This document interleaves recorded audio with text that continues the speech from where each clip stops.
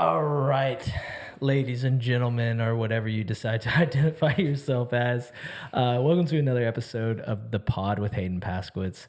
My guest today is someone that truly influenced this pod, and I'm super, super excited to have him on, and someone that I admire. I get to laugh with pretty often, and man, I just want to say this real quick. If I had $1 for every time that I screwed up a podcast because of my camera, I'd have about $2. But so this is actually round 2 of us trying to record this, but which is good.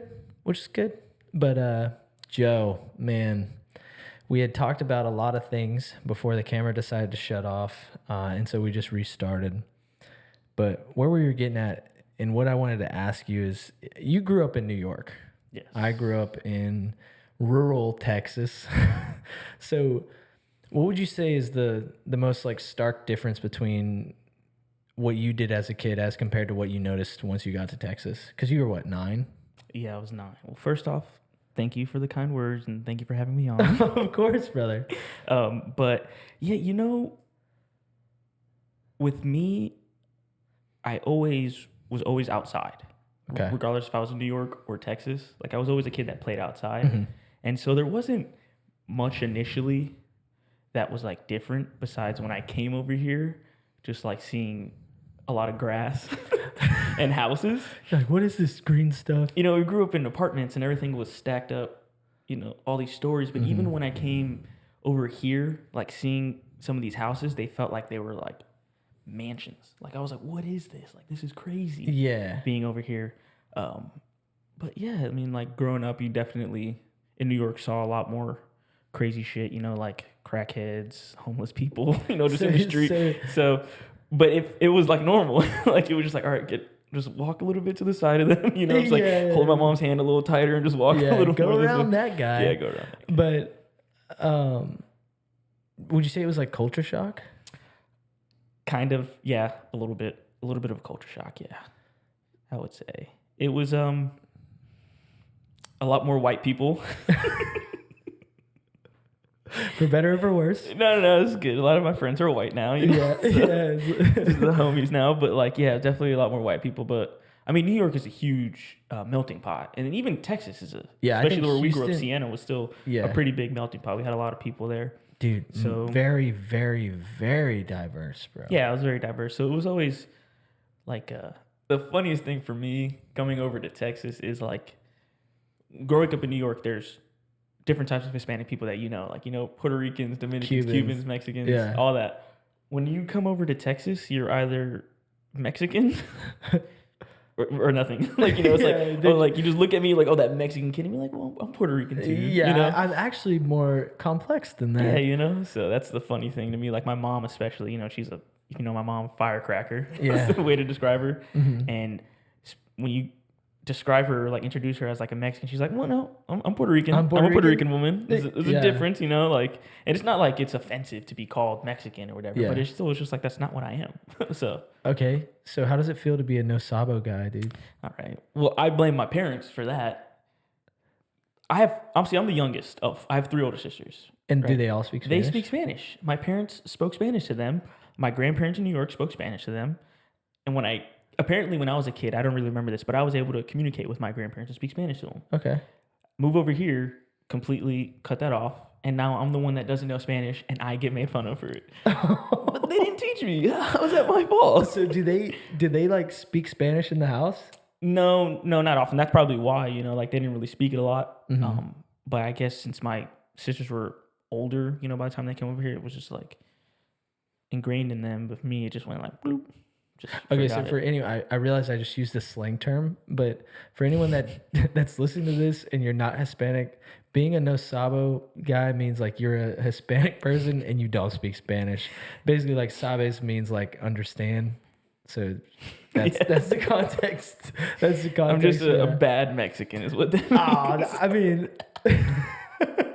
If you say so. But no, I mean, I kind of grew up in the same situation too. So like believe it or not, my mom's side of the family is Hispanic, which you argue with me about this all the time.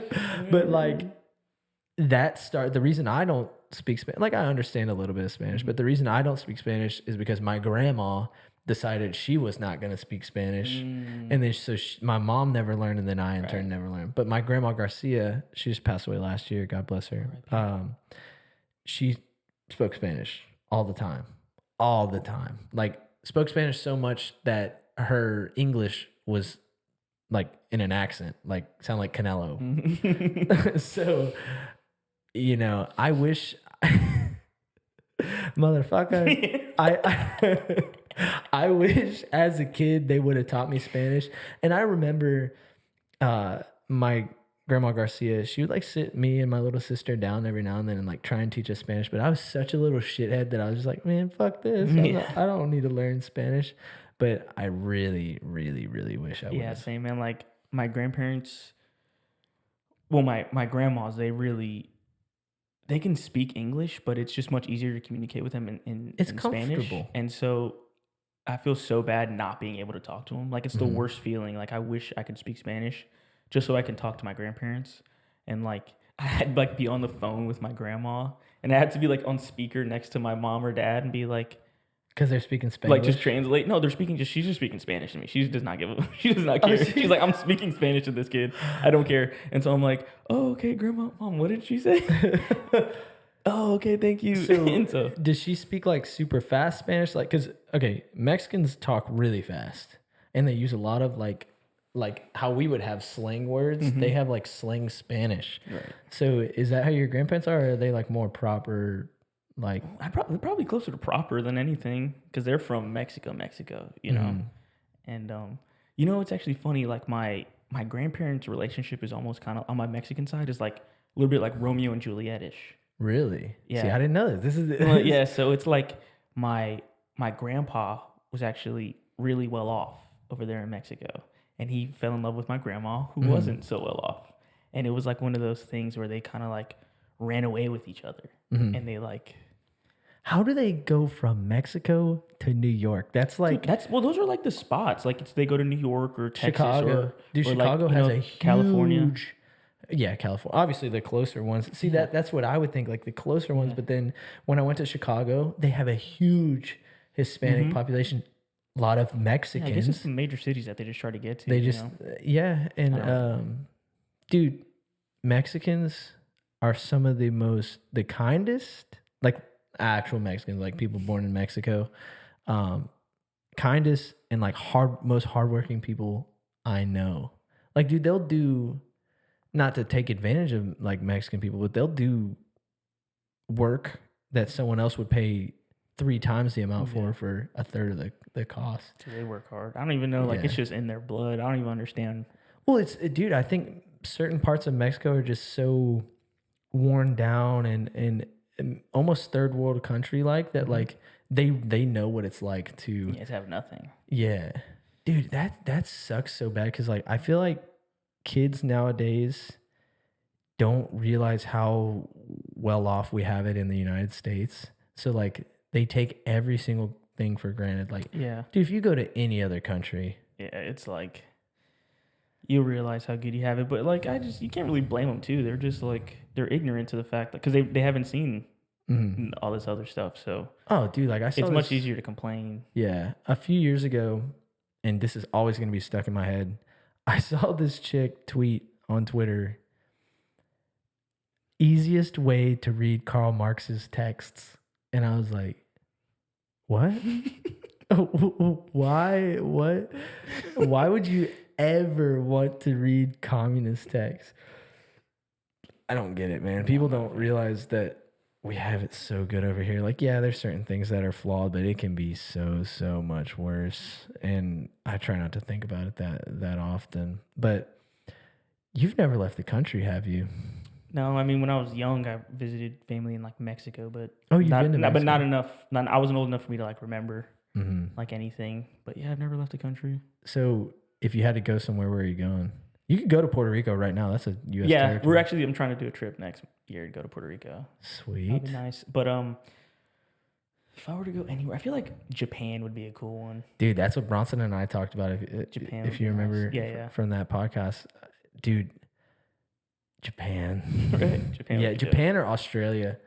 Australia, man, too many bugs for me. Dude, I think if you just go to like Sydney or something like that, where it's more city, I think it would be I just have like pretty chill. bug spray and just spray everything. Yeah, dude. I That'd be cool though. The beaches in Australia would be Dude, I nice. think it's just really, and the Australian accent is just so cool. It's like Die, Mike, die. They're they're British Texans, bro. Yeah, yeah, they are. Yeah. I love that. Going back to like the New York thing, is there anything you, other than being around your family and like the comforting aspect of it, is there any like snacks or anything that you miss from New York? Well, the pizza, obviously. Have you found anything in Texas that's Yeah, comparable? there's some people like Brooklyn Pizzeria. They have like their thing, but it's not the same. It's close, but it's not the same. Like pizza in New York is just Not like the bodegas or like any of that. not well. I wish we Well, had so to that. me, what we did, I was talking about this with my family the other day about, remember like that J-Lo clip that went viral where she was like, ham and cheese on a roll with an orange drink, and nobody understood what she meant by orange drink. Everybody's like, what are you talking about? Yeah. But we were kind of like thinking, so there were like those little like 25-cent like little barrel juices. Oh, was that what she was talking about? And that's what we assumed she meant. And those were like, so we were kids. If you got $5, you were rich because you'd go up to the corner store, and they had like these 25-cent the drinks, and then these like candy strips, and so you'd be like, man, get whatever you want. It's on me. You get the whole squad. Everybody gets a juice, get some candy, you get a bag of chips. Everything was like, all that was 75 cents, and boom, you get all this food and stuff, and you just go back down the block and just play all day. Like that stuff. I miss that for sure. That was cool. So did y'all call them corner stores like we do here? Or is that something you like? No, it's a adopt? corner store usually. You can call it like the bodega, corner store, whatever you really. The Ox store, bro. The Aki. Well, I didn't. When I was that young, I didn't know about like Did you- calling my Aki or whatever. So since you've been back, do like your family member? Do you pick up on that? Like, do they? No, none of my family members like that. Like New York, that's usually when people see that. That's like people from the Bronx, and that's like, Dude, that's third world, you don't fuck with the Bronx, bro. huh? It's third world over there. It's it's the Bronx and then all of New York. It's like keep them over there, bro. Like, and man, it's crazy. Have you? So what's so bad about it? It's just, Dude, I've only been to Manhattan. yeah. I mean, it's just all the crackheads are in the Bronx. Like, I can't explain it other than it's just. Is that where they just wild. congregate? Yes, dude. Everything bad happens in the Bronx. It's so funny. It's just a shithole. That's like. So. That's the only way to describe it. It's a shithole. Oh, dude, man. So, okay, if you had an opportunity, would you rather live here or live there? No, I'm here. I'm not a fan of New York, honestly. Really? Every time I go back, it's like gray and cold. Like, even when it's not cold, it's like everything feels cold there. Yeah. All the people are so rude, and it's not like they're rude. They're just like, they only care about themselves. Like, it's just, I got to do my thing. You do your thing. It's whatever. But to us, hospitality is so important down in the South. Yeah. And being in the South for how long I've been, it's just like ingrained in me. Like, I like to think I'm a nice, respectable person. And when you go over there and people just don't say excuse me or anything like, it's just so like, man, you can't say thank you. Like, I hold the door for somebody, thank you. And it's like my mom, who, like I said, was raised in New York, right? Moved down here. We go back later and we're like shopping from the store. My mom tries to like get attention from one of the workers to like help her out or something. And the girl was like being so rude. My mom was like, this is not what I remember. Or she like didn't know how to react. She was like, back in my day, I would have been rude back, but I can't anymore. I had to be nice. This is weird. The Texas has gotten me. So it's like, dude, I understand how people can be so rude out there. So no, I'm not a fan of New York, honestly. So what's your favorite thing about Texas? The Texas air, being outside. I think to me, what I really like about Texas is that it's so big. It literally takes, I mean, everyone knows that lives here knows that statistic of like, if you were to drive straight east to west or west to east, it takes 24 hours. Oh yeah. You're 30 minutes from Houston in Houston, Yeah, that is the immense size of Texas. It almost doesn't feel real. Oh yeah, it's crazy. So I think that's what, intrigues me a ton. So earlier off camera, we were talking about like, I've been starting to play chess. But is there anything that you're like hyper fixated on at the moment? Or is that something that you do? Because I don't really do that, honestly. I don't know what it is. I don't know, man. Only other than like lifting, but that so doesn't you're really locked count. in, Yeah. as far as But I've always been that way, so it's not like something new. yeah. But I can't. I'm not like maybe I should try it so I can get my mental fortitude Oh, up it to do doesn't. that. It doesn't necessarily need to be chess. I had picked it up from Will, and dude, I think the challenge. Anytime I'm not good at something, the competitiveness in me is like, dude, you better get good at this. And then I get like so that. frustrated that when I'm not good at it, it makes me. Dude, there was a day I played for 6 hours. It didn't win a single game. No, I won like a few. Because, dude, my strategy, because on chess.com, that's like the app that everyone uses, you can play time games. And I've gotten decent enough to where if I'm playing like a 5-minute game or like a 3-minute game, I can just play good enough defense to where I'm going to win on time. Okay. And yeah, so it's really fun. Anything new happened in your life as of recent? Nothing much, man. Same old me. You know me. I'm boring. I'm just boring. Yeah. I just do what I gotta do. Earlier we had been talking about movies. I wish you guys could have heard that, but I said I was really excited for Planet of the Apes. Yeah. Is there anything in film right now which, dude, Jojo is the biggest movie buff I know. Anytime I have a movie that I am curious about watching, I always go to him, and there's almost 100% chance that he has watched it. So we both talked about how we're pretty excited for Planet of the Apes. Is there any like TV shows or movies that you're excited for that are coming up? Because we have June's a really good month. Yeah. I just watched the Fallout show, and I didn't play the games. See, that's what held me back from watching it. Well, the thing is, apparently it's not connected at all. It's like the same universe, but just like their own story within it. Okay. But man, that show is good. What was good? What would you say was good about it? The storytelling in it was just amazing. Good twist. The actors were great in it. I love Walton Goggins. You were talking about that off camera. You're not a big fan, but I love that actor. He's been in so many great things. I think he's just one of those people that like, if you see him like on the like, you know he's going to be in that show or movie, like, okay, that role is going to be crushed. To me, that's Tom Hardy. Yeah, for sure. But like a lesser known, like Tom Hardy's a legend. Yeah. Walton Goggins is just like, he doesn't get his flowers enough, I think. Yeah. When it's all said and done, I think people will go look back and be like, yeah, Walton Goggins is one. But he's kind of been in like obscure roles. Like he played a woman in Sons of Anarchy. Yeah, he was great in Sons of Anarchy though. Yeah. It's just, his range is insane. Like he was in that show Longmire. Well, I know that name, but what was that show about? Yeah, it's just I didn't really watch it. I just know of like he was like the sheriff or like sheriff of a town. But like his roles were just been like, I think he plays a good like asshole. Yeah, for he's good at that. lack of a better term. Like from the clips I saw of it was Sons of Anarchy where he played the woman, right? He's like a bitch, you know, like, and then the ghoul from the clips that I've seen, he's just a huge asshole. But I heard in the show, which don't spoil it for me, but of course. There's like you get to see the character development of how he turns into that.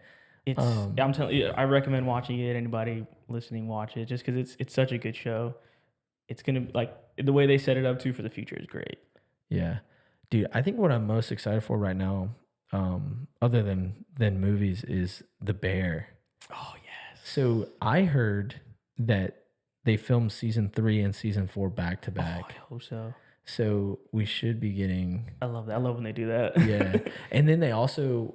I mean, I know you feel a certain way about Marvel, but they also they're officially working on Daredevil Born Again, which is it's supposed to be like 18 episodes. Oh, that's awesome. That's actually, I love that. And they brought back Frank Castle. Yeah, I can't wait. See, so you just recently started watching the Netflix shows that they had, right? So I don't care for the other ones, which we should watch Daredevil though. Yeah, I noticed that you would have had to watch Daredevil to understand where Punisher starts, because in the very beginning he already knows Karen Page. Yeah, and I'm like, how does he? Because I watched a little bit of Daredevil. I know Amanda watched the whole thing, but it like shows a clip of him like closing out his Daredevil like moniker, and I'm like, wait, what? And it's kind of him getting back into it. So I realized I do need to watch Daredevil, but dude, that show is so good. The fight scenes, That's so good. the I love gunplay. what's his face? That actor, he's so good. John Bernthal. John Bernthal's so John good. Bernthal. Well, he's also in one of my favorite movies of all time, The Fury. Yeah, he plays a really good asshole too. He's so good. He's so Which good. is so crazy because if you watch his podcast, He's like the nicest human being ever. dude, the chillest chiller ever. He's the nicest person ever. It's crazy. Yeah, hearing it, like listening to his podcast and like hearing his story of how he got to where he is now, like crazy. Oh yeah, crazy because he's so good, and that's someone like I said Tom Hardy, but dude, if I see John Bernthal's name on a Oh my god, you know like a list, it. I'm like, oh my Yeah, god. in The Bear, he was insane in The Bear. Like this is a small little role, and he just crushed it. He made that show in that one like cameo the episode that he had. It was so great. Yeah, that was. But what was it? The Daredevil, was it season 3? It was the last season of the Daredevil show on the Netflix. Is arguably some of the best comic book TV show ever. Really? Like that was the best. Like it was I love that. See, season. and that's what I like about the Punisher, because it doesn't feel like a comic show. It literally just feels like all action. Yeah. Like they're not like, oh, that's the Daredevil. You know, like it grabs your attention so well. Like I'm only like, I think 5 episodes into maybe 6 episodes into the first season, and he's already becoming just monster. Dude, I hope they can translate that to the Disney Marvel, MCU. Just because it's like, it's perfect.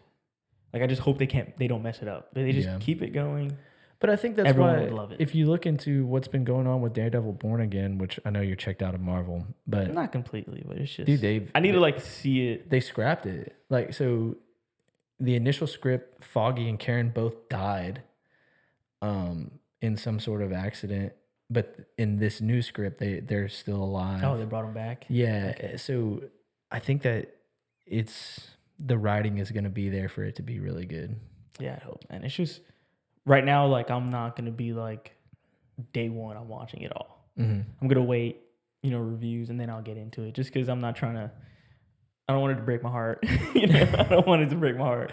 I'd rather, if it ends for me, like at that Netflix Daredevil and Punisher, and it's like, that's all I got, I'll take it. I don't want it to be ruined. So you're also someone that I can talk to about combat sports that's not a complete airhead. So is there any fights that you're looking forward to that are coming up? Well, obviously, everybody wants to see McGregor back. I'm not the biggest McGregor fan. But you're a realist. He's one of the greats. So to see him back is always good for the sport. That might be the biggest pay-per-view that the UFC's ever done. Probably. Dustin Poirier. I need to see him fight. We talked a little bit about that at the gym. We're talking about, I love Dustin. What makes you think he has a chance? It's because whenever you doubt him is when he shows up. I hope everyone writes him off. I hope everyone's like, he stands no chance, and because he's gonna just come in and shock the world. He deserves a belt. If you look at his resume, the amount of people, the Hall of Famers that he's beaten, it's insane. His resume is ridiculous, and he just deserves a belt. Yeah, even if he only has it for one fight. Yeah, I think he deserves that. I think if he loses though, he's gone. Yeah, at this age, he probably won't be able to get back. But even if he loses this, he's the greatest to never win a belt. He's like an uncrowned king. Yeah, he's easily the greatest just because that resume is insane. Dude, someone that I'm extremely fascinated with at the moment is Poatan. Yeah. I think if they actually let him fight in the heavyweight division at 302 or 303, I forget which one it is, he's the GOAT. Dude, if he wins a heavyweight, like, John Jones becomes irrelevant at that moment. No, but it's because John Jones will always be the GOAT. Yeah, that's my if GOAT. he beats John Jones, then it's crazy. But like, I don't know if he could beat John Jones just because he doesn't have that wrestling. Yeah, but I'm saying how many fights is it? 8 fights that he's done. He's only 8 fights in the UFC, and he has 2 belts, right? Isn't that what it is? Like, he's like the fastest. 1 loss. It's so crazy. Like, So if he can get in and then they expedite him into like the heavyweight and he wins that and he has 3 belts, it is hard to say like he's not the greatest mixed martial artist of all time, but Dude, like still, and it's not like he's scraping by. he's He whooping is people. dominating. Yeah. It's like vintage John Jones. Yeah. Like he goes in there and it's one-sided. It's crazy. Like It's awesome to see. Just with that past fight, him and Jamal Hill. Yeah, Jamal Hill, he waved off Herb Dean. Yeah, that was awesome. And he's like, hold on, let me finish this. 2 seconds later, he knocks Jamal Hill out. Dude, and I hate when people try and taint other people's wins. Like, dude, eat your crow. Know that you lost. Yeah. Go on. And Jamal Hill comes on a podcast like a week later, and he's like, man, I was still awake. The reason I fell down is because I was already falling down. Yeah. I'm like, dude, your eyes were rolled in the back of your head. He was unconscious for at least 2 seconds there. Like, oh, dude, he was out, bro. Herb Dean's not gonna stop a fight. I mean, every ref has called early stoppages, and every ref has called late stoppages. But that was warranted. No, yeah, that was a good stoppage. Like he was out like that. He was not gonna win that fight. He was done. So. Yeah, that was insane, though. So how do you feel about this Canelo fight that's coming up Saturday? Man, I was talking about this earlier. That kind of dates when we record this, but I don't care. No, boxing, dude. My first love when it comes to fighting in hand-to-hand combat sports is boxing. Dude, I always thought you were going to be a boxer. Well, I grew up boxing a little bit. I enjoyed it, but like I was never gonna fight. But I watched it growing up, and some of my favorite memories were sitting there getting a pay-per-view, watching Floyd Mayweather just whoop everybody, and me rooting against everybody. I was like, Ricky Hatton's the one to do it. I know it, Dude, I'm over here like I was like 7 years old, like go Ricky Hatton, yeah. Yeah, dude, you want to see that guy lose, man. Yeah, but it's just I grew to appreciate him as a boxer. He's probably the best boxer to ever fight. He's not the greatest fighter. But boxing-wise, technique-wise, yeah, I can agree. The defense, the speed, and to even be able to do that throughout his late age, even if he fought people when they were older. I mean, he was older himself, but he took fights a little bit later than they should have been. Like the way he dominated. Like even when he fought like McGregor in that crossover thing. McGregor gave him a fight, bro. But he didn't though. Like if you watch the fight, like right before. I watched the fight. I'm saying right before the round where he TKO'd him, he's just laughing into the cameras like, all right, I'm ending this now, and then ends him. Like he was putting on a show. He's just that good. And so as arrogant, as cocky as he is, it's just, but at the same time, I do think he might have ruined the sport a little bit. That was my next thing I was going to say. I think he ruined boxing. I think he ruined it just for the fact of that, that undefeated thing. Like people chase that now. And that's why I think boxing is dead, because the only way to bring boxing back is to do it like MMA or the UFC, where they unify everything. It's just, and you can be a 10-loss fighter and still have a chance at the belt, Now in boxing, if you have a loss, you're written off. It's so crazy to see. And so, but like Canelo is he's the GOAT. Like, you think he's greatest Mexican boxer of all time? Because what's the Mexican boxer? Julio Cesar Chavez, right? Yeah, dude, he fought he has 100 fights. Dude, he's probably, it's tough to say. Just the belts alone, that can, what he's been doing right now is just going and collecting the Infinity Stones. It was insane. Like he legit, the only reason why he lost to Bebo is because like that dude is like walking around like 60 pounds heavier. Like there's no need for him to even try to get that belt. But no, like I just respect him for even trying to fight him. But like, yeah, he was never gonna win that. And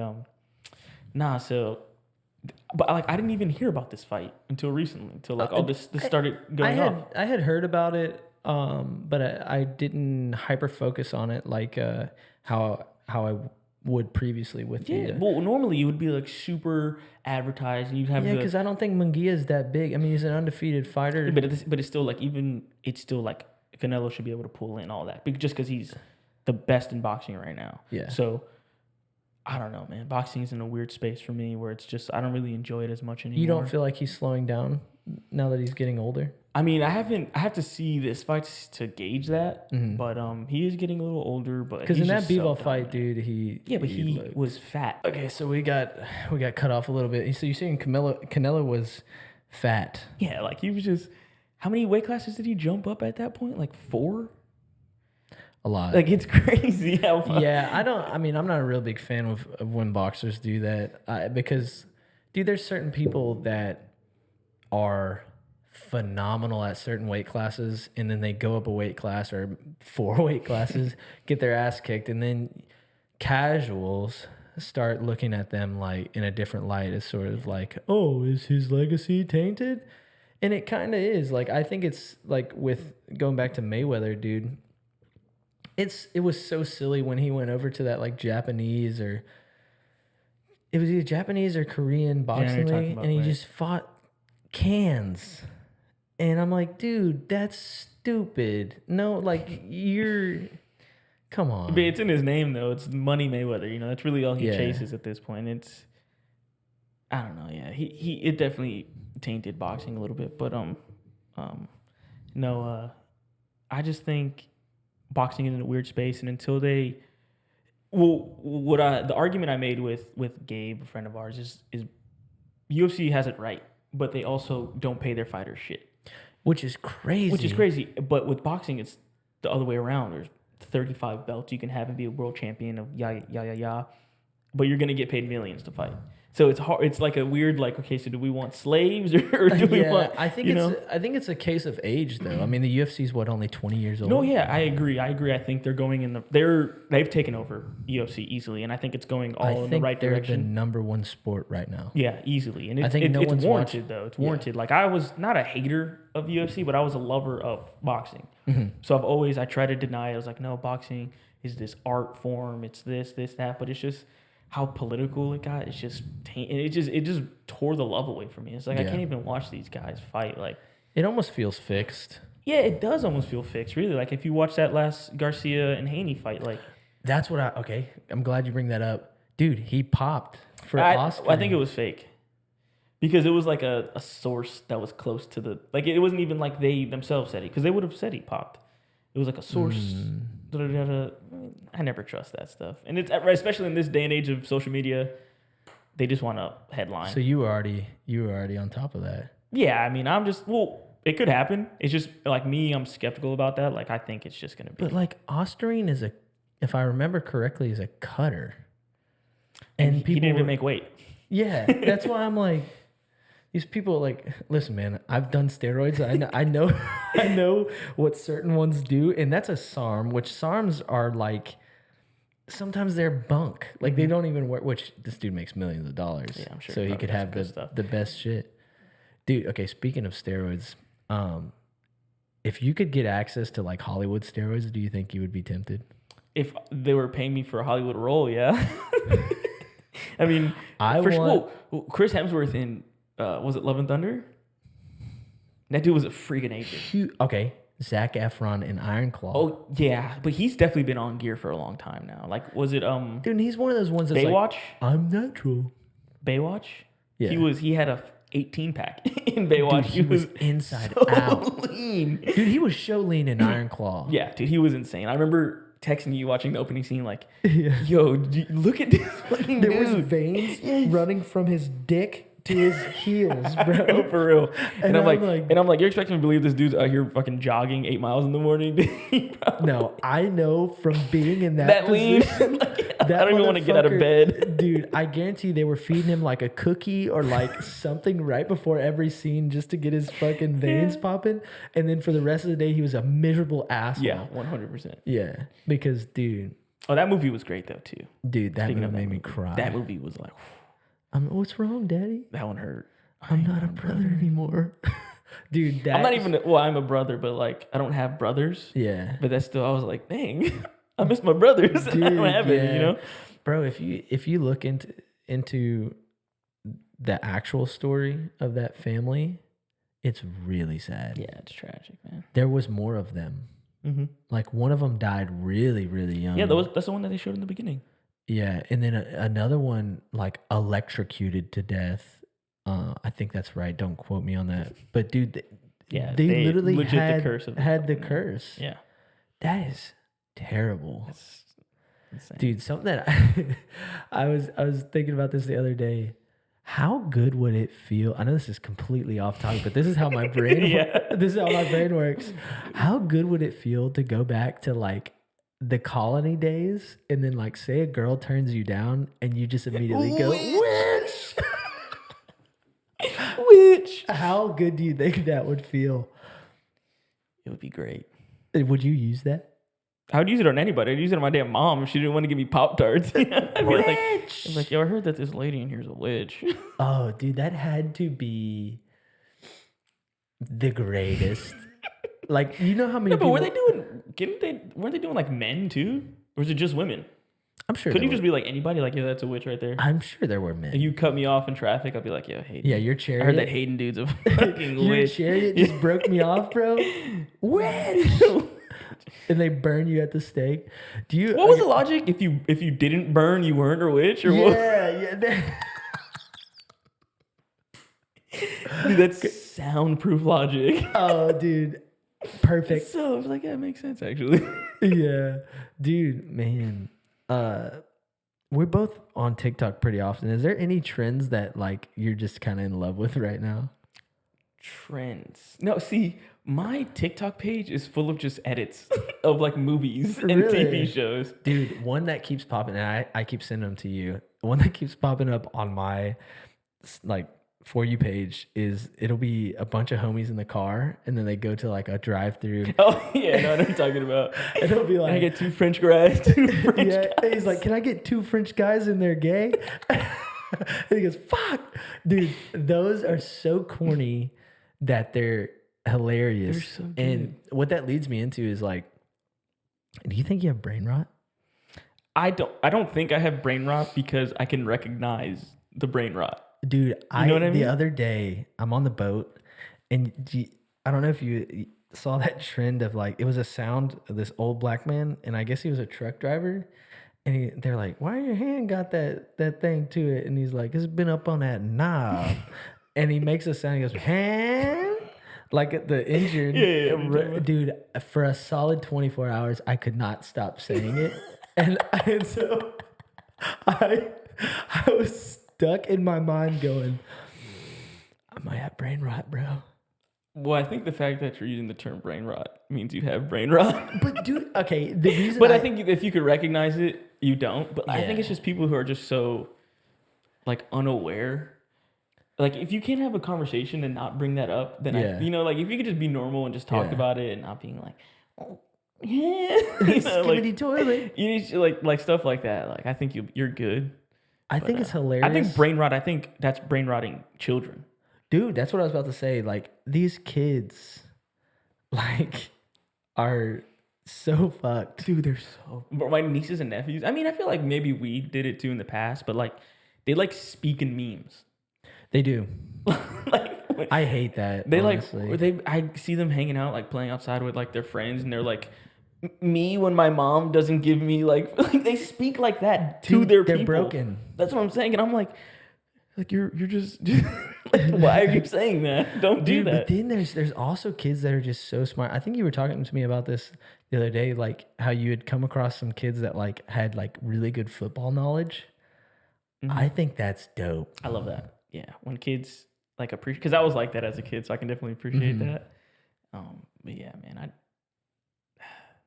I think we only see the bad when it comes to the younger generation. I think we're pretty good. Mm-hmm. I think we're still moving in the right direction, but like, yeah, I just think, dude, sometimes these kids, man, I feel so bad. It is hilarious to watch them because you're like, what the hell? It makes me want to be like, when I have kids, I'm throwing away, I'm going off the grid. Yeah, Like I'm gonna raise them in the mountains, and like. Okay, that brings up a question. If money was no object, and you're staying in the U.S., where are you going? I wouldn't want to leave Texas, man. I don't know. So where in Texas are you going? Somewhere where I can get want some land. Yeah, somewhere I can get some land. You know what actually would be a nice place to live? Probably like the Pacific Northwest. Dude, I feel like that'd be just nice. talked to that with Amanda. Dude, seeing pictures and stuff of It's that. so beautiful. It's a rainforest, It's bro. so beautiful up there. I want to see that. Yeah. Or like Colorado or like Utah. Oh. You know, where you can just like see the mountains. Have you ever been to altitude, bro? Mm-mm. Dude, I'm one of those people that doesn't adjust very well to it. I didn't get altitude sickness, thank God. But when I was in Colorado with Amanda's family, I would walk down the stairs or up the stairs and be like, dude, That's it's crazy. bad. Like thankfully they had a Snap Fitness in the little town that we were staying in. And dude, I'd be trying to work out and like 30 minutes in, I'm gassed. So all these people, and you'll see it like when we're in our little running phase. Yeah. Dude, a lot of like the major athletes will go, They go train in altitude. Colorado because when they come back, they're superhuman. Mm-hmm. They're like, oh, you guys can breathe? I mean, we should have done that for our freaking half marathon because Bro. it was like trying to breathe through a fart that day. Like, it was so humid. Still to this day have not felt that way ever in my life. That I was dead. I felt like I was in a fire. It felt like that. I just felt like my whole life force had been drained from me. Dude, it felt like a burn. I was as white as your shirt. No, I know. It was bad. Like, I lost so much liquid. Your body battery, Dude, yeah. Well, I mean, I started at a 9 on my body battery. which is impressive. It's not, though. Well, it's impressive that it was at a 9. Yeah. But, like, no, man, that was rough. Like, I would have made pretty decent time if it wasn't for that full body cramp 2 miles out. Yeah. But, like, still, like, I'm glad we finished it. You know, it was one of those, like, it was rough, but it felt good, but didn't at the same time. Dude, you know what I mean? I want to do it again so bad, but I want to do it the right way. Right. I feel like, I mean, I don't know about you. I mean, obviously, probably you too, because we all just kind of were like, okay, we're going to run a half marathon, which is so impressive if you look at it, because we like, you trained for what, 10 weeks? Maybe. And I also was nursing plantar fasciitis that I didn't even really like know was plantar fasciitis. I fixed it in like after the half marathon, but like I did everything you're not supposed to do when you have plantar fasciitis. I just thought like my heel was hurting, and I was like, dude, you're being a punk, dude. You're good. Like I would walk barefoot because I was like, I just have to like stretch it. The absolute worst thing you could do is walking barefoot. Yeah. So like I didn't even really I didn't do a training program. I just kind of just ran every day or whatever, ran a few miles and I'd be like, yeah, I'll be fine for 13, you know? And then we just did it. But is there anything you miss about it? honestly, well, I've never been a big fan of running, honestly, but like it was fun. All of us getting together and running. That was my favorite part. Dude, running with other people was awesome. so and fun. even the day of the race was like, it was so cool seeing all those people there and just running together. And then like, especially like, you know, you get to mile 10, 11, you know, you start seeing all the people really struggling. You're like looking around at them like, dude, we got to finish this, guys. And I was like, I want to, like, come on, we got to go. Like, I wanted to be like, let's do it, guys. Yeah. Coach is right. No, but like, I was like, we got to finish. And I'm like, dude. And also, you know, gave me a little motivation to keep going. Like, these people fucking, they're feeling it too. Dude, so just finish. I remember I'm at mile 10. I don't know if I told you this. I'm at mile 10 and I'm running next to these two homies and I'm dead. I couldn't even talk if you paid me to. And they're like, what do you think about for dinner after this? Or breakfast? Just like talking about, oh, I think we should go get tacos. In my head, I'm like, I hate both of you so much. Like I'm on 1 HP right now. I'm one shot. Someone please give me a stim. And you guys are talking about what you're going to eat for breakfast after this? It wasn't like that for me. When I started catching my cramp, I kind of had to like wobble over to the side and I'm full massaging my whole body, both of my legs locked up completely, like straight leg. I can't bend my knees. And I'm sitting there just trying to massage. I have no water. Like I'm a half mile at least from the next water station. And I'm just like, Jesus. And this dude runs by me. He's like, come on, man. Just 2 more miles. You got it. Dude, I wanted to like take my shoe off and throw it at his head.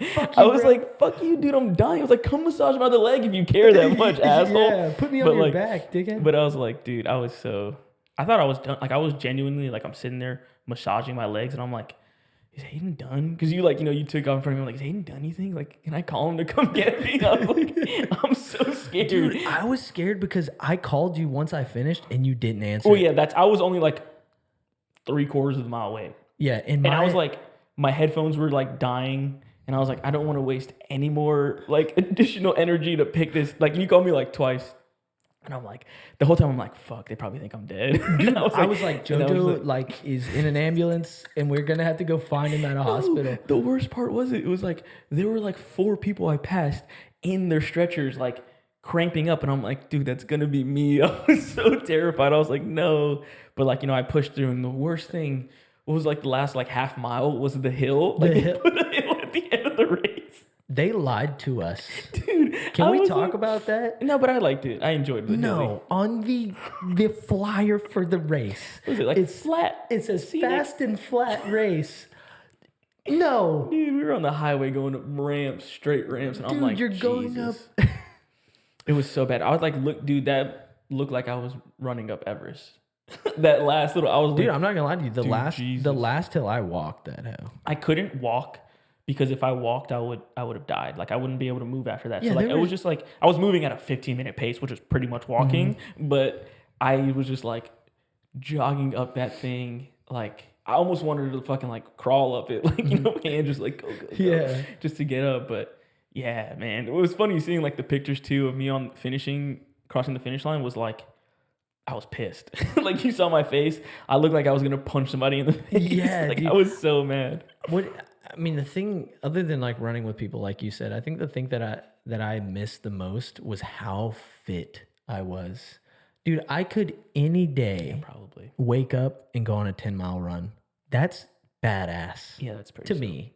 No, I think that's awesome. Like being able to just, and especially kind of like be at your size, you still had very decent muscle on you, and then able to run. Like that was very impressive. I was definitely not on the same level. I mean, you started training like way before I did. Yeah, I think you had to like convince me to do this. Yeah, this I started training in June. We ran that in October.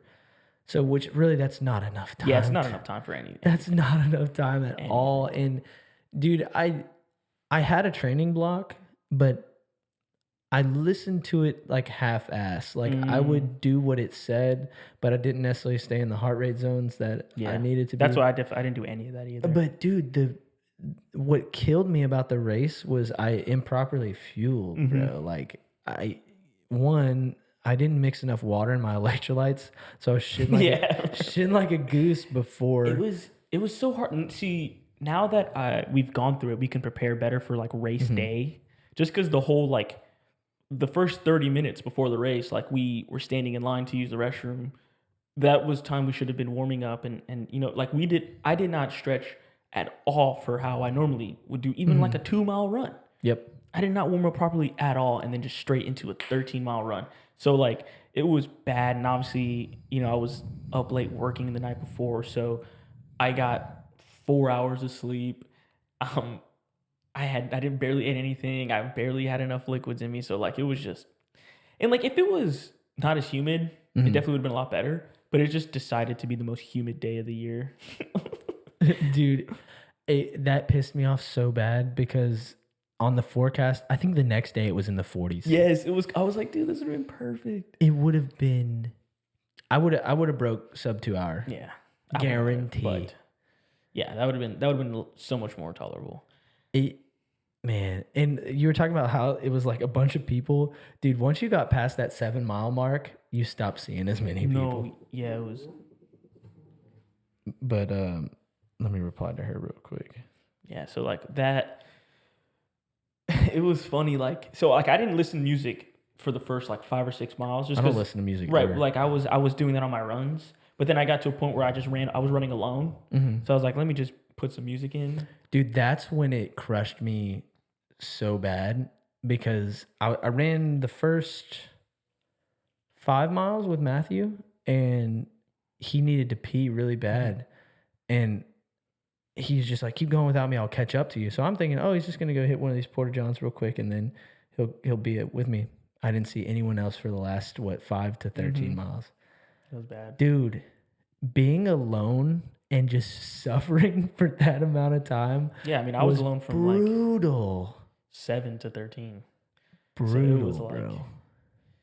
but I kind of enjoyed it too at the same time, like just like getting in your head and those like dark thoughts of like you can't do this, like you're not gonna be able to finish this. And so I was like, I needed that to finish the race. Yeah. I couldn't have it be casual and cool, like running. It would have been a lot easier for me to quit if it was casual and cool. Yeah. Was there ever a point in your life you thought you would run a half marathon? No, I don't know. I mean, I've ran long distances. I don't think I've ever ran 13 before. Like, I didn't like track it, but like to be like, okay, I'm signing up for a marathon and running a marathon. Heck no. It never even crossed my mind. See, I always wanted to do like an Ironman. But ironically too, like I was like always like, I think I'd do an Ironman before I die. Like one of those. But like, I don't know. It was just like one of the things. Like, yeah, I'll do it. And after running the half, it's like, I think if I train properly, I think I could do it.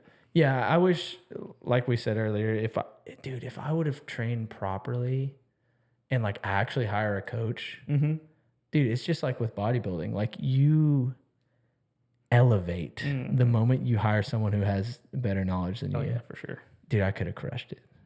You could definitely do a marathon, like. Dude, and so I was prepping for the Fort Worth marathon, and I remember my last run. I ran 16 miles, and the last 5 miles of that 16 was tough. And it was because one, I'd been battling shin splints my whole running Those are the worst. Like stint, and dude, they would not go away. Even with my work schedule, like when I was gone for a whole week, I'd be on the boat and my shin splints would still be there. Jesus. And I just remember hearing from someone, and I'd actually seen a video of a guy who runs ultra marathons, like, dude, your legs will break. Yeah. Not like, snap, but like you'll get the stress fractures. Yeah. And so I started to think, I was like, dude, one, you probably just have to lose a bunch of weight to want to run those. Yeah. Just because you just have too much muscle. I think I need to be around 160. Maybe even lighter, dude. Yeah. Which is impossible at this point. That's victim weight, bro. At this point, I got down to like 159. Yeah. For sure. You were in the 150s. That last prep? Yeah. I think still, like, that was tough.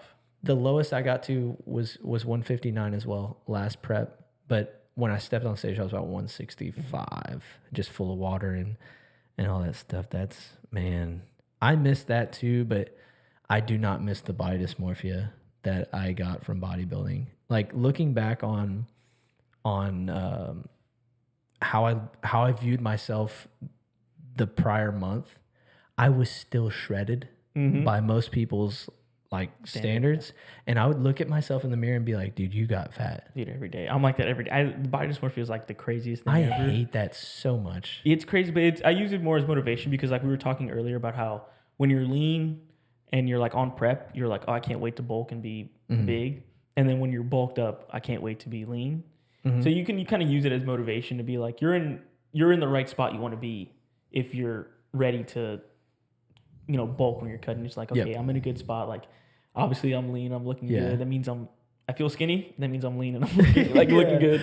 Try to take as many pictures as possible because whenever you put on the 25 pounds after, you're going to be like, damn, I wish I was lean again. Dude, when I was in the 190s just a month or two ago, I was massive. Yeah. We didn't get to hang out much in that time period, but dude, I was huge and I was strong. Oh yeah. Dude, I was putting 4 wheels on the hammer strength like press and just moving it with relative ease. And it's cool, but then you look at yourself in the mirror and you're like, God dang, you're a water buffalo, bro. But sometimes it feels good though, like when you're like, like with the shirt on that fits right, you're like, dude, I'm looking jacked. And then you go to take a shower and you're like, you fucking pig. You damn you. Get skinny again. See, but the thing is, Amanda likes when I'm like big. Yeah. She hates when I'm shredded, bro. And the ladies love a little bit of bulk on you. But dudes, you would think some would like, you being shredded. But I think the level, my dad and I have talked about this before too. Like, I think both of us are at a level now where like, the majority of women would say we're too big. Yeah, some people probably would be like, Like, why do you have so much muscle? Yeah. Why do you care about that so much? I like it. I'm sorry. Yeah. Well, maybe because I'm the most insecure. Like, listen. Ooh, maybe because I actually care about what you think, and that just made me sad. Yeah. Now I'm gonna go lift more weights. Yeah, man. That's man. Is there, speaking of that, is there anything that you're like remotely insecure about? I mean, I guess the easy answer for me would be my height, Mm-hmm. but I think I've used that as an advantage, not as like I'm Dude, insecure about it. I've never been insecure. We're both around the same height. Yeah, but I'm pretty short for a guy. Like I'm short, so We're it's like both it's easy for me to be like, yeah, my height will hold me back, but I never let it hold me back at all in anything. No, my dad's favorite saying was heart over height. Yeah, that's such like a funny thing. Like Yeah. you know you're small when you have to say that. Dude, I was a tiny bro. Yeah, man, I've always been small. I mean, I used to, especially like in high school, like was my height. I'm like 5'5", right? Mm-hmm. And then in high school, everybody thought we were like huge giant monsters. I was 140 pounds maybe. Dude, I get 140, and I was like, I cringe so hard looking back at like old which I'm proud of how long I've stuck with this. No, Like, yeah, for sure. dude, I'm at like 11 years lifting now, which is Dude, so it's been cool. with like lifting like properly for sure, but like since I'm 9, I've been working out, you know, like push-ups, sit-ups, going and training. Like since 9 years old, I've been doing this shit. Yeah, So that's like badass. So like it's been forever, but like it's so funny. Like I remember Kevin Hart speaking on like the like cringy, like in high school. I thought I was hot shit. You know, I had a bicep vein, so I'm like, dude, I have abs. I'm like the biggest person in the world. Like nobody, like it's me and Arnold, and that's it. Yeah, You know? yeah. And so Kevin Hart had this bit where he was talking about like those huge jack dudes that like work at Radio Shack and they like break their headset like, no, too much muscle. Yeah. And like they'd be like, he sees him at the gym and like, dude, you completed gym. Why are you even here? And I was like listening to that, and I'd be like, dude, he's talking about me. Like if he saw me in the gym, he'd be like, yo, he's talking about me. And I was 140 pounds. Dude, you couldn't tell me shit. Dude, I was the biggest human being ever. And I was an asshole too. Like I was like, people would try and help me, and like looking back on it, it was some pretty sound advice. Yeah, right. And I'd be like, dude, You're like, fuck you. I mean, I'll be like, dude, look at me. I think I know what I'm talking about. Exactly. It was like that. And then you look back at pictures of yourself in that time, you're like, dude, Dude, what the you just heck? face palm. It's Like, so funny. I love that shit though. Like looking back, man. I think you have to have that sort of confidence though. Yeah, I don't think it was like, but I think as like, especially as like a high school kid, high schoolers, you're untouchable as a high schooler. You cannot die. There's nothing. I can fly. You know, especially like in that age, you can't do any wrong. So like those kids, you can really always like, with a grain of salt, you have to take it. I mean, like I think I was pretty. Like I took advice pretty well, but like I did not. I think the tides have changed though with that, with these new these COVID kids, I kind of want to call them like the gym kids, like that started getting into lifting. Like I can talk to them and they see me and I look like I know what I'm doing. I know what I'm doing in the gym. I have decent sized muscles and these kids see me and they're not afraid to come up and ask me for advice. You're or if I see bro. them, You're the Charlie, bro. No, yeah, Uncle Charlie. But like, and then if I see them like doing something, I'll give them advice, and they're so receptive to it. It's insane now. Like these kids, and they're different these days, bro. I'm telling you, man. Dude, There's some kids I that forget are who I was talking freaks. to about that, but I've actually talked to so many kids about this, and I'm like, dude, they'll always be like, hey, no, I'm trying to get like you, because like, I mean, you saw people talk to me in kinetics. I'm nobody, but these younger kids will talk to me like, man, hey, no, I want to get like you, and I'm like, dude, you're going to surpass me. Oh, easily. I'm like, you are where I was at like year 5, No, and for you're sure. in year 2. And the knowledge that they have nowadays compared to what we had, like, no, it wasn't there. Dude, I used to train like a bodybuilder to play football. Yep. You know, like I watched Pumping Iron and I read like Arnold's encyclopedia and that's what I did. So like it was so counterproductive, like being an athlete, training how I train. And it wasn't like I wanted to be a bodybuilder since high school. Like I just, you know, that's what I saw. I saw a dude with abs, chest, back, and I was like, okay, I want to look like that, you know? That will help me be a football player, you know? Yeah, if And I'm strong. And so like I did my whatever football training we did, and then I'd go home and train at the gym after and, you know, do bodybuilder movements or whatever. But like it still was like, it wasn't to the level of how much knowledge I have now. And if I Oh, had dude. half of that, then it would be so much. It would be night and day. I'd be a pro bodybuilder right now. Oh yeah, man. It would be so different, man. We were talking Also, about, like even like athletically too, like training to be an athlete. Like if I knew what I knew now, then oh my god, it would have been night and day. It would have been night and day. I will say though, dude, when the head coach of Ridgepoint right now, LaFavors came in and did that strength program with us. We got crazy. Dude, everyone put 50 total pounds Yeah. on their total. No, it was like 50 pounds a lift. For me, my shit Yeah. jumped like I was like benching 175. Dude, I max, jumped and to hit 315. 225 Yeah. and then I was like squatting almost 500 pounds in high school. Dude, Like- squat has been my weakest lift forever. Dude, I have a super strong squat, and well, not as much now because I trained bodybuilding wise, but like back then, I did not squat, but I had a strong squat. Like I was always You were just able to I was muscle it up. always told like if you squat, you're gonna stay short. Like all that bullshit. Yeah. So like I avoided it like the fucking plague. Like Yeah. I was like, dude, I can't risk that. I was like, I need to be 6 foot tall. I need anything I can take. Yeah. I'm not squatting. And then so I'd do like, like whenever the coaches are watching, I'll do like my sets, but like I'd be like, I can't squat. And then on max day, I'd throw up 400 pounds. Yep. And they'd be like, hell yeah, Lazam, you're doing the right training. And I'd be like, I'm not even training, dude. What so is- imagine like if I trained, I probably could have been squatting 5+. Yeah. Dude, I think we all, if we would have had powerlifting at Ridgepoint, You know what? I wish we had wrestling. dude. I wish I Okay, wrestled. you say that, but when I ask you to go take a jujitsu class, you don't Well, want that's to. when I was 15 years old versus 25 is very different. Dude, it would be fun. It would be fun to do. It's just I'm not in the shape to do it, but like I understand, I would like to do it. I would Well, I'm like to saying do it. let's get in a little bit better cardiovascular shape. and then Okay, let's just go do that. and then go to an open mat. That would be okay. And But then- like the thing is, bro, I would try to rip somebody's head off. Like I would feel like I'm just gonna go just YouTube videos before and just practice like on a pillow and be like, oh, Yeah. let me get a heel lock I here. mean, the masculinity in me thinks that I can get a flying guillotine.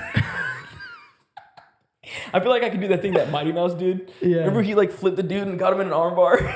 I Dude, feel like I can flying do that. armbar, I can do that. Okay, I can't do that. he might be the GOAT.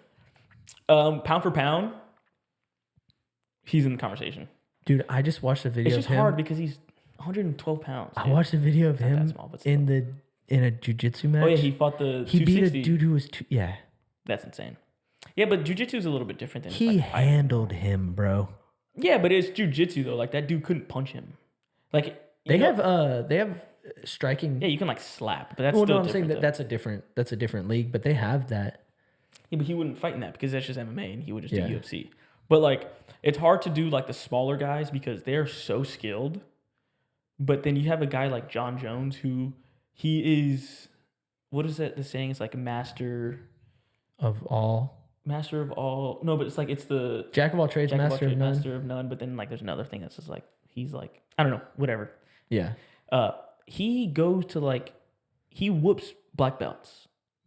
Like he's just so skilled in everything he does. Like he's the best. So it's hard to be like someone who is his frame, his size, to be like dude. And then you know, what's Mighty Mouse is better than him at fighting. what's hard to say even better about him is he was like Lawrence Taylor.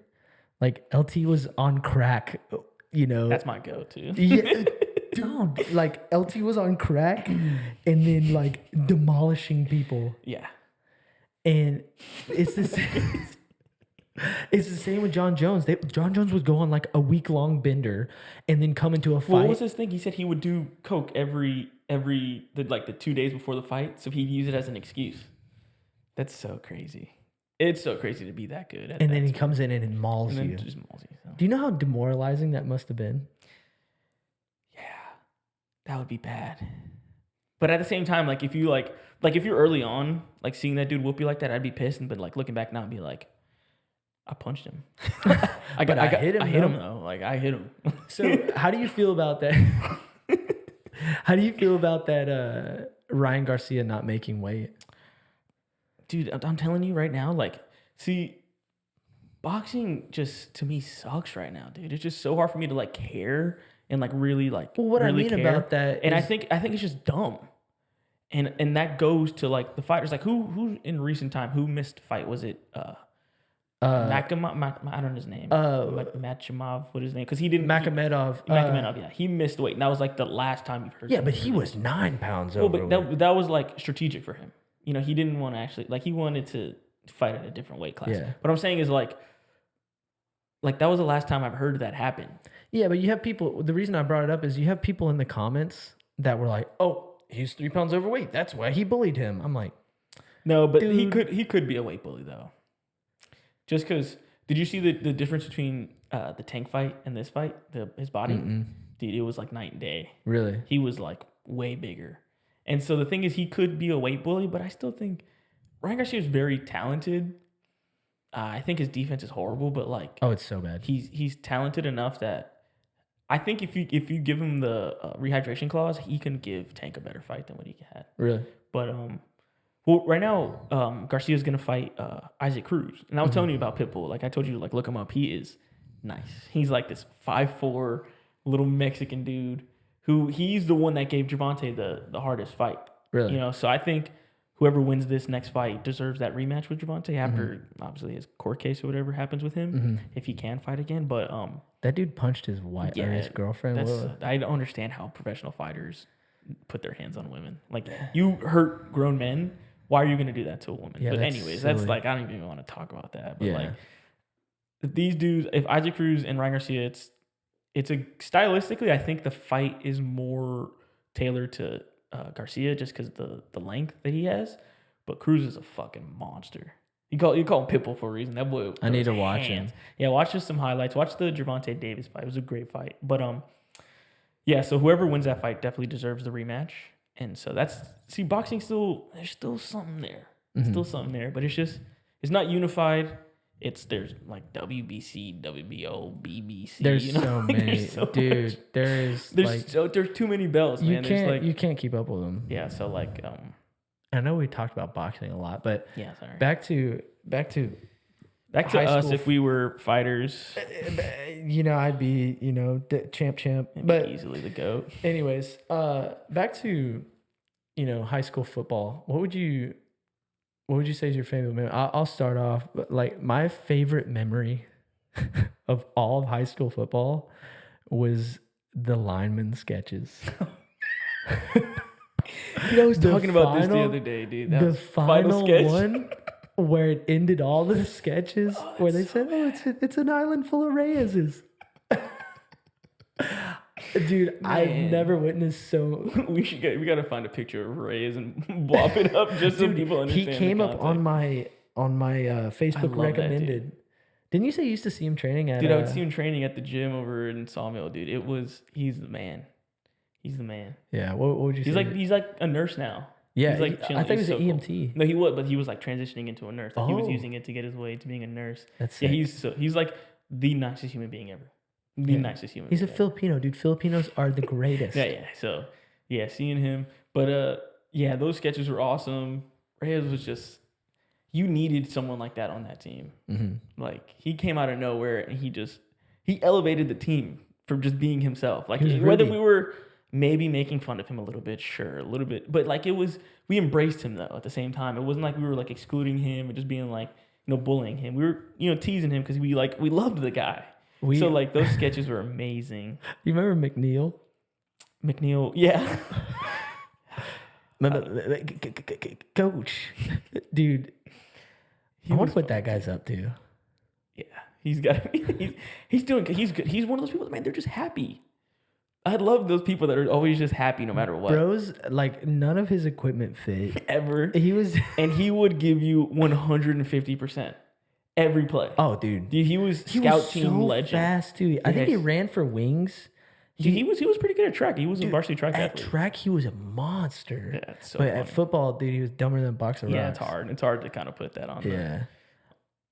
I think, man, we had so many characters on our team. Yeah, dude. Did we talk about Ben all the time? Man, I need to find out. We need to find. Okay, if any of you can find Ben Martin. He kind of looks like the Predator from Alien. No, stop. Alien versus Predator. Please put me in contact with Ben Martin. Ben Martin, if you're watching this, text me. Yes. I miss you. I love you. Someone find Ben Martin for us. But my favorite story about Ben Martin, we've told this to each other 1,000 times, and I don't know if I could do it without laughing.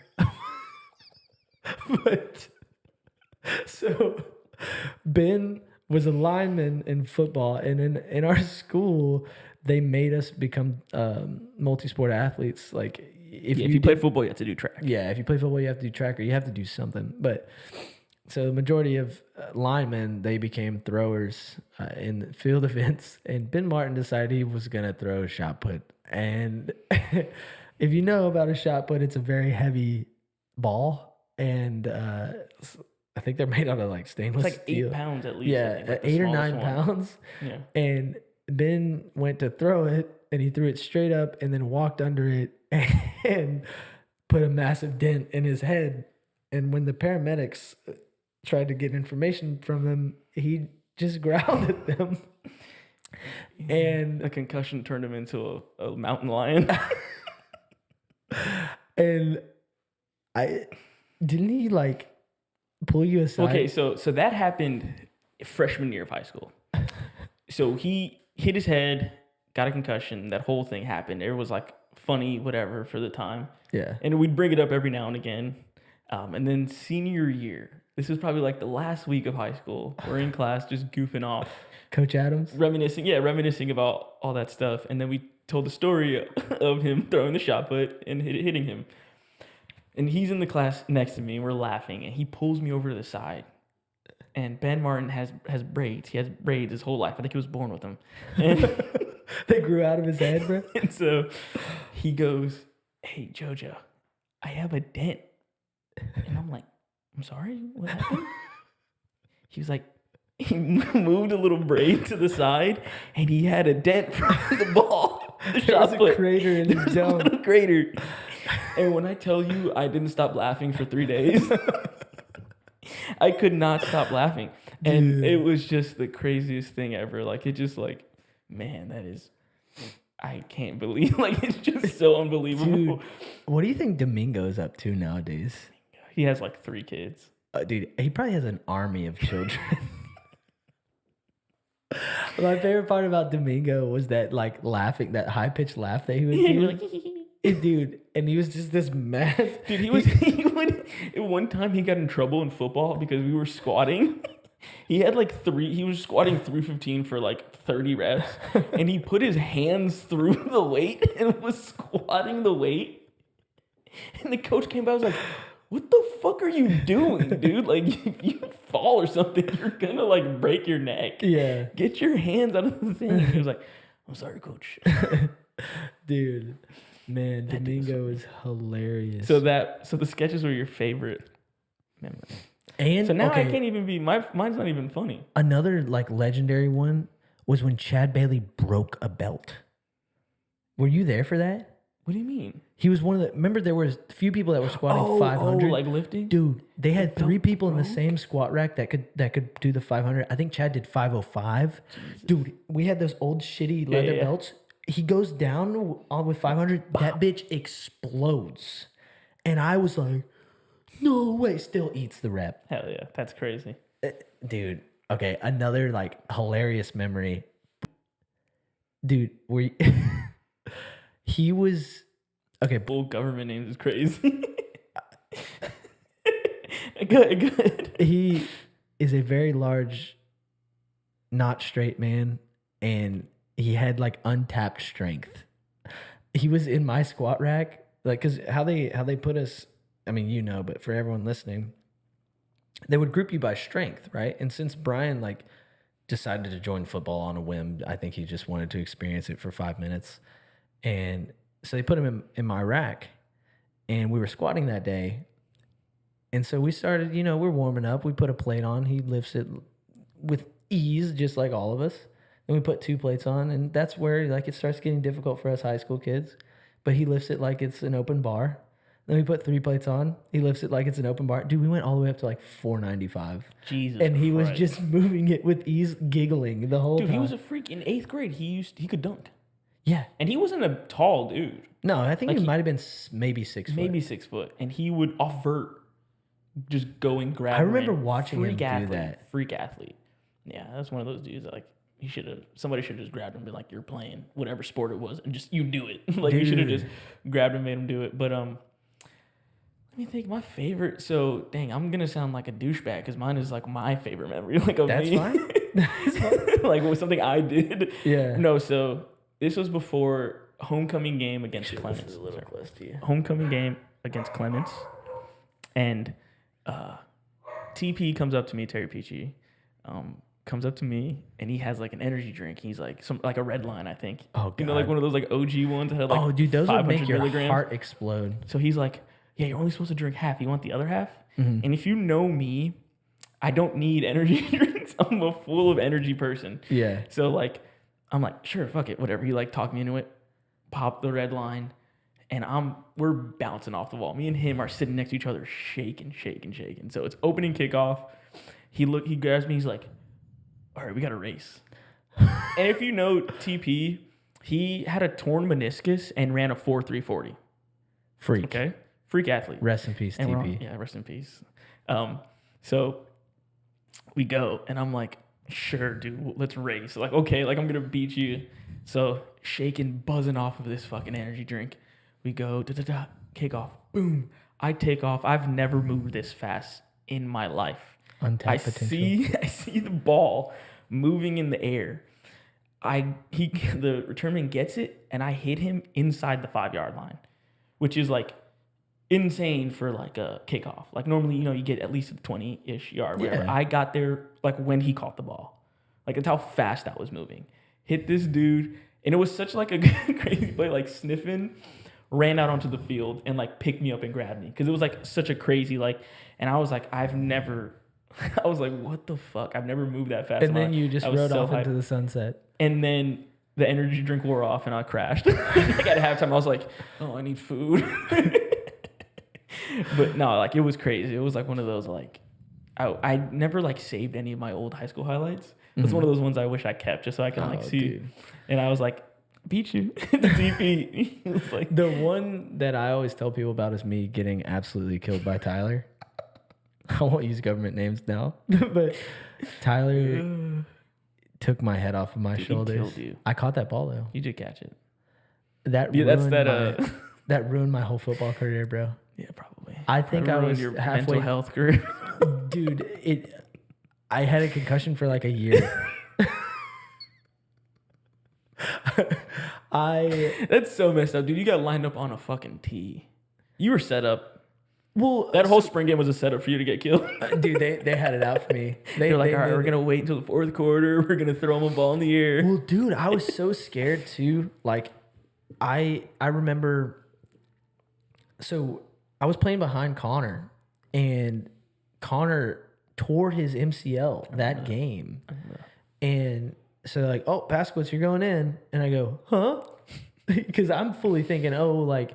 If I get any PT, yeah, so it's usually like the twos because we were JV level, whatever. It was like we were playing the fourth quarter, whatever. And it's the second quarter of the game, and I'm like, wait, what?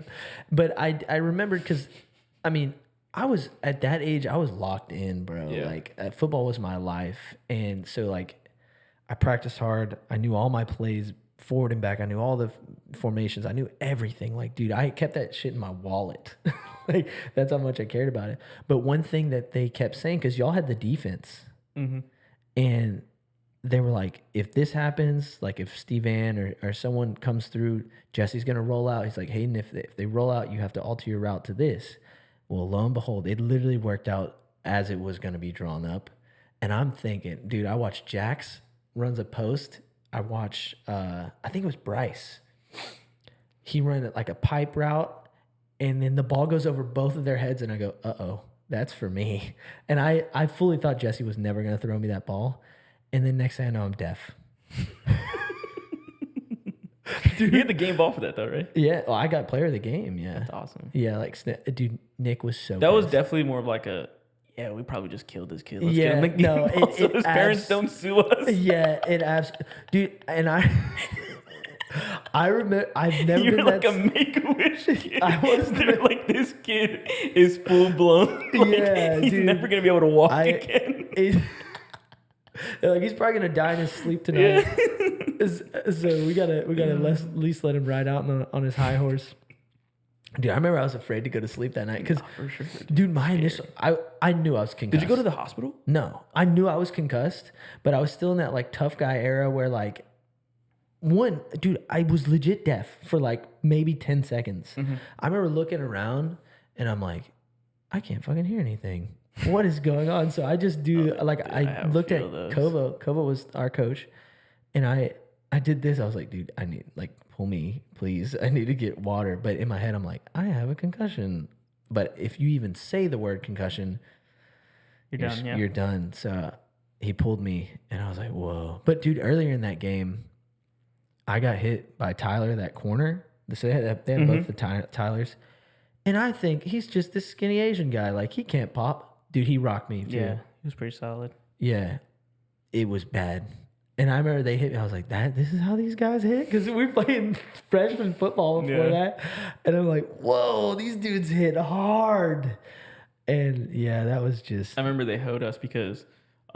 so it was like, usually it's like the first team defense against the first team offense, and then second team still like varsity level guys, and then you get down to like the other depth chart, which like us, like the JV kind of like purple dudes, like whatever.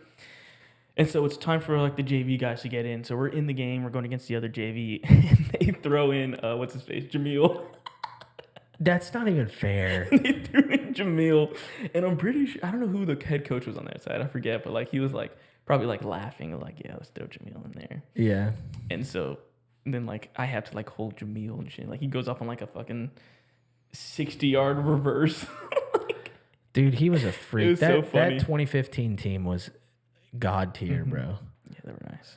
But we're coming to the end of this podcast. We're right around that hour 30 mark. And something that I always ask people in these podcasts at the very end is if you had to leave people with a message or something funny, motivational, funny, whatever it is, what do you want to leave them with?